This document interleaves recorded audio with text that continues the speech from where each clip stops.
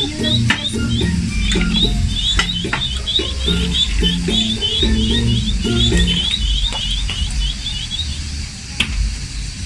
pangalan po ng mga chismoso-chismosa na inireklamo nyo ngayon dito? Una si Gina, pangalawa Gina. niya si Lovely, pangatlo si Mare, tapos si MJ. Okay.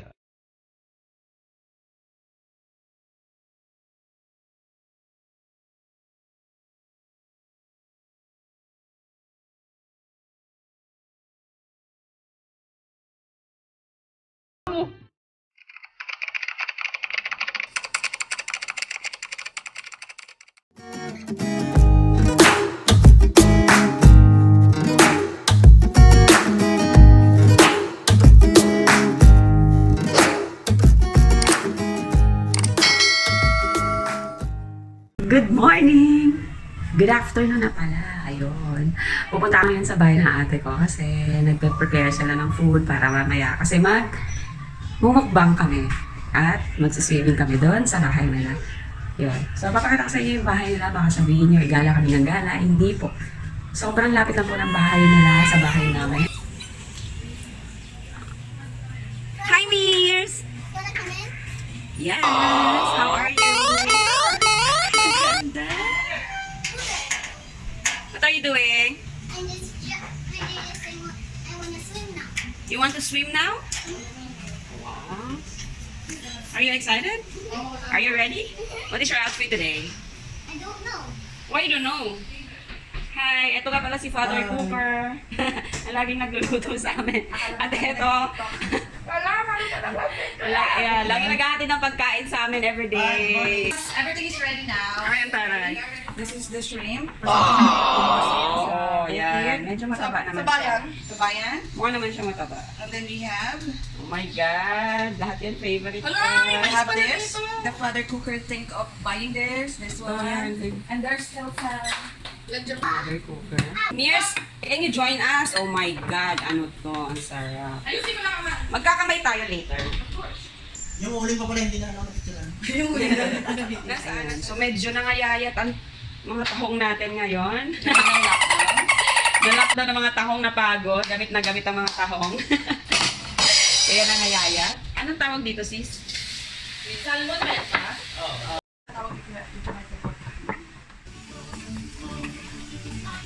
Higit sa lahat. Don't forget, like the butter chick, subscribe on it. Few inches later. I'm going upstairs to swim. Almost we made it to our swimming pool. Come on, our pool. Swimming. It's not yet ready. So basa kasi. So basa? Oh my God, so basa. Parang umaambon tayo, no? So, ito yung halaman nila sa taas. O, diba? May pa-garden si Mayor. Ayan.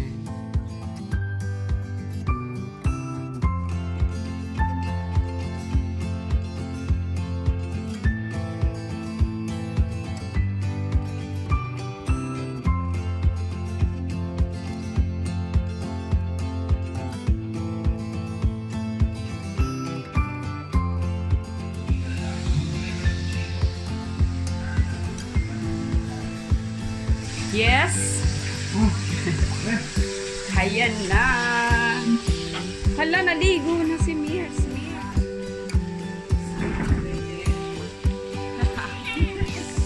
Sipag ah. Sarap dyan.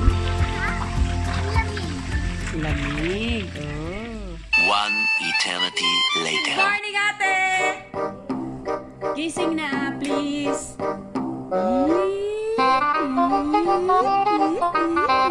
Nak, swimming time! Yes! Swimming na siya! Bibi! Wake up! Ang dali lang nga. Laging ganon. Meanwhile, Hi! Inaantay namin si nanay na sobrang tagal. Excited na yung baby mag-swimming. Ayan na siya! Ang tagal mo! 1 year na.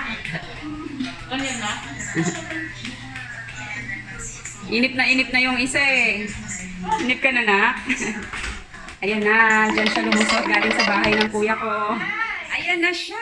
Ready na yung baby ko. Isusuot mo pa yan? Hindi na? Gusto mo isuot yan? Okay, let's go up.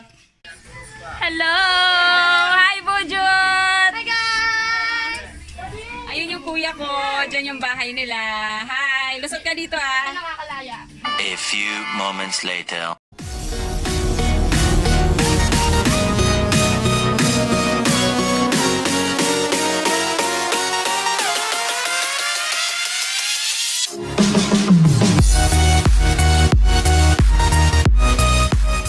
Guys, ready to eat now? Ready na kayo?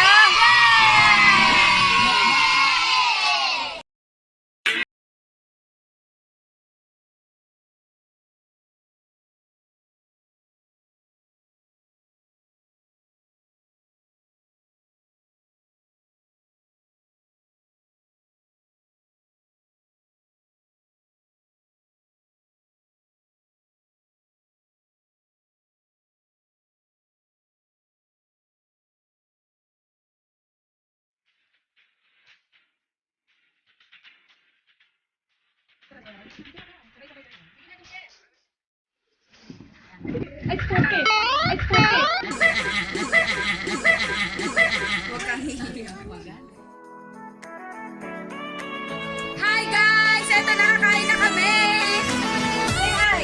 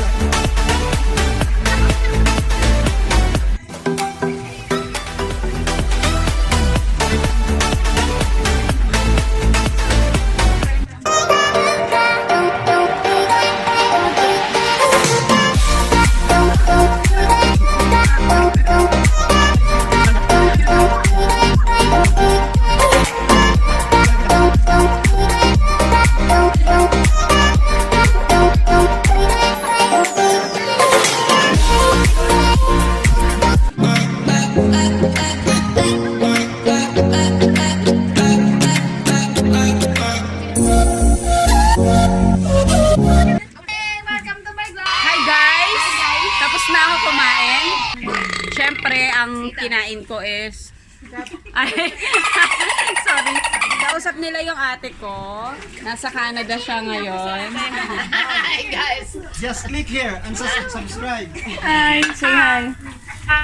Say hi. Hi, everyone. Hi, diba? Ayan, bilang tapos ka na kumain, may konting katanungan lang ako. Anong masasabi mo sa mga kaganapan ngayon sa ating bansa, tsaka kung ano yung mga nangyayari sa buhay mo ngayon? Masaya ka ba? Anong nagbago? Meron ka bang pwedeng i-share? Hindi ko naman alam na sila ko. Can I call a friend? Yung nag-work from home ka, hindi ka na Ano nga nangyayari sa atin ngayon na isang calling ito ng Panginoon. Ito ay may mga dahilan kung bakit tayo ay nagkakaroon ng lockdown para ma-realize natin kung ano talaga yung pinakamahalaga sa buhay. Diba? Kasi nung walang lockdown, hindi natin, natitake for granted natin yung mga ganitong moments. Puro na lang tayo pasok sa trabaho, kain sa labas, hindi natin na bigyan ng time yung mag-spend. Ano yung mga na-realize mo? Seryoso ha? Siyempre. Talaga kainan lang to. Mahirap pa, pag beauty queen. Oo, may ganun talaga dapat. Anong na-realize mo, sis? Ano yung... Ang na-realize ko ay napaka-blessed ko. Okay. Hindi ako maswerte nila na. I'm not lucky, I'm blessed. Kasi bago nangyari ang pandemic, meron akong work. Kasi what if wala akong work? Natinggan si Father. Yun po yun. Mamaya, ikaw naman tanungin ko. So, I'm so blessed. So, kahit na mahirap makulong sa bahay, I don't have time to complain, but to say thank you for everything. Guys, itong ginagawa namin ngayon, I know this is not timely dahil maraming nagugutom, but this is just our way of celebrating the blessings that we receive and the blessings of being with the family. This is how we celebrate.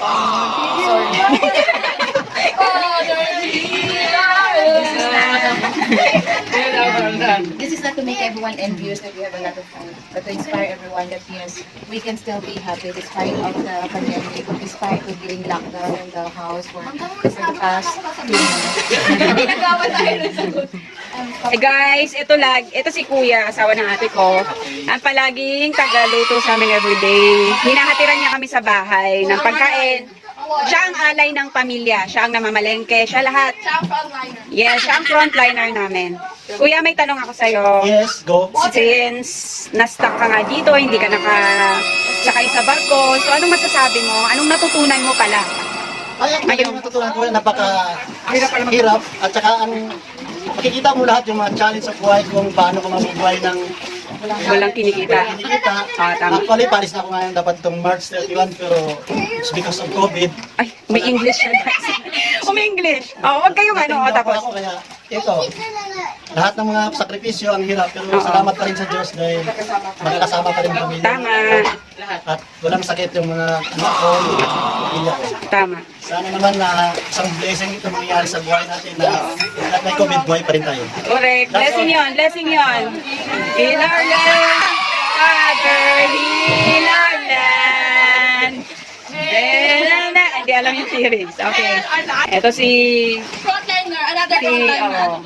Nanay E. Nay, anong natutunan mo sa nangyayari ngayon? Natutunan niya mag-makeup. Ang natutunan ko na itong pandemic nito, parang paalala lang to sa Panginoon sa atin. Minsan nakalimutan na kasi kay kung hindi tayo nag-quarantine ngayon ng Kwaresma na to, nasa tayo ibang lugar, nag-swimming, kaya tinapat sa ang Holy Week.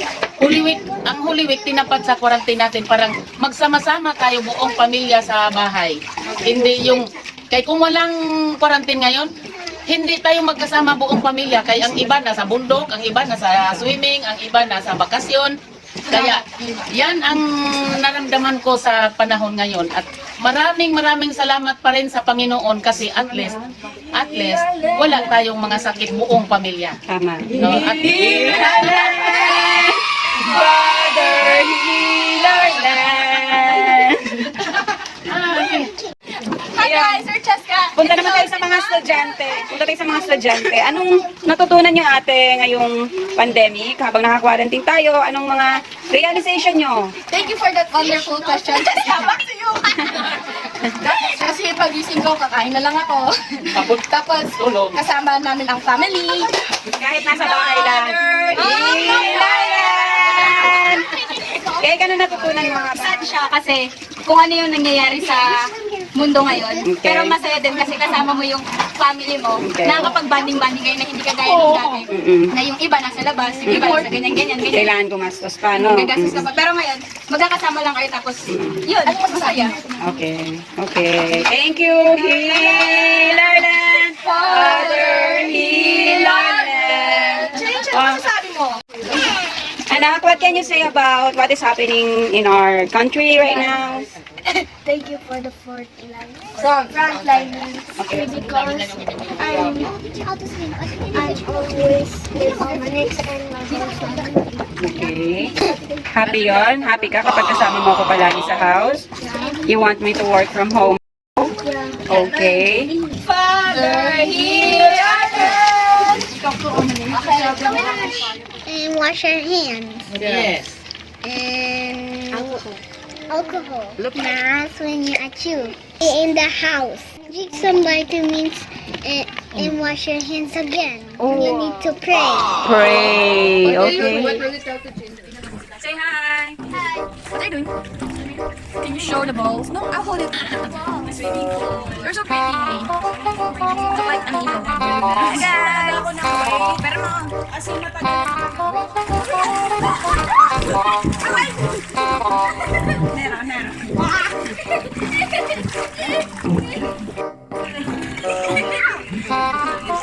Water horse.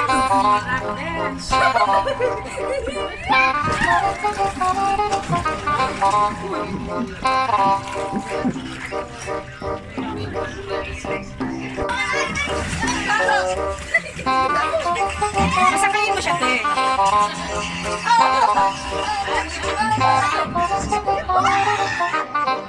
Ayan, nagpaplano sila ng paggawa ng built-in na swimming pool. Ito yun, para sa bahay na lang kami palagi. Ayun, so ngayon, tatanungin ko na lang yung sarili ko bilang wala namang nagtatanong sa akin. Ako na lang. Anong natutunan ko ngayong isikim? Ang dami ko natutunan. Na-appreciate ko yung time. Makinig ka na eh. Na-appreciate ko yung time. Sobrang na-appreciate ko yung halaga ng oras. Tapos, mas masarap pala magtrabaho sa bahay.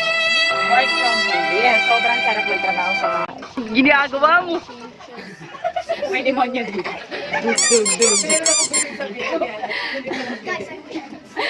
Oo, sobrang sarap guys magtrabaho sa bahay. Unang. Ginagawa mo! Bakit tumawa to?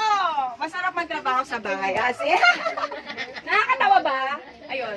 Sobrang, alam mo, pinakamasarap habang nasa bahay ka, ang masarap doon is yung kasama mo yung pamilya mo. Kumakain ka ng lutong bahay, yung oras na pagpe-prepare ko, napupunta sa pagtulog ko. So, nadadagdagan yung oras ng pagtulog ko. Dati 8 hours lang, ngayon 12 hours na siya. Oh, di ba? Basta. Heal our land, Father, heal our land. Umupo na ako, nakakangalay pa. Hindi pa tapos? Hindi pa, meron pa. Hindi pa matapos yung magandang lahat. Alam mo kaya. Last na! Sobrang daming natitipid during quarantine. Alam mo, number 1, gas. Kasi guys, nagpapagas ako para sa sasakyan ko. Magkano ang budget ko doon sa isang buwan? Ngayon, hindi na ako nagbabiyahe, kaya natitipid ko yon. Lahat yun napupunta na lang sa pagkain ngayon. Tapos yung time mo sa anak mo, dati laging na kay nanay si Change. Ngayon, lagi ka na siyang kasama. Yun, isa pa, yung pangarap ko. Isa pa na na-appreciate ko sa quarantine is, pangarap ko dati na tumaba, mag-gain man lang ng konting weight.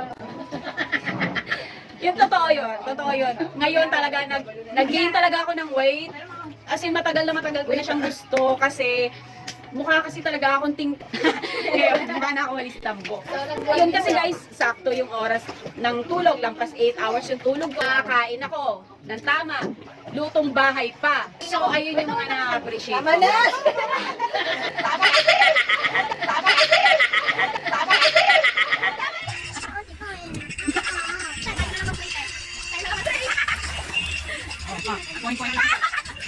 Ang ganda!